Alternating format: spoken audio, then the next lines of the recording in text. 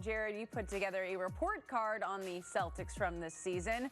We just heard that Danny Ainge thinks what he thinks of Jaylen Brown. You gave him an A-, top of the class. You said Brown took a massive leap in year 4 with his shooting and defending. Would you argue that he made the biggest jump on the team?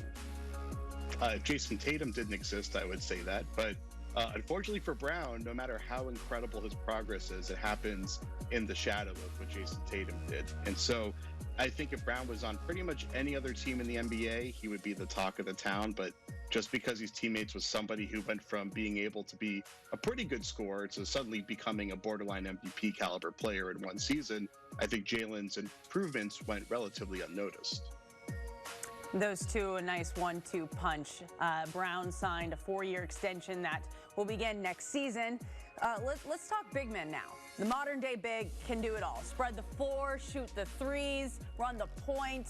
The Celtics have Daniel Tice, Robert Williams, and his Cantor and company. Do any of these guys really fit that role, or do the C's need to look elsewhere this offseason?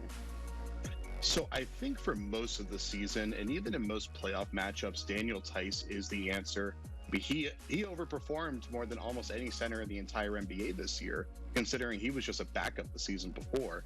But when he went up against Bam Adebayo, those shortcomings of his athleticism, his finishing ability, things of that nature, his size, those started to become pretty apparent.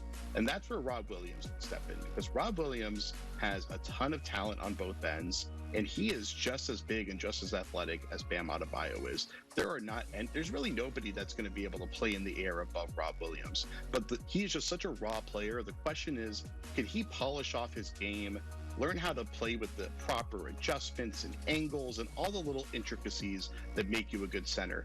If he can achieve that over the course of this offseason, the Celtics have a center that can really dominate this upcoming year. But I don't know if that's going to happen. I think he'll make some progress, but probably not enough. So at the end of the day, they probably don't need to make some sort of big move to get a new center, but they got to really count on their guys to step up.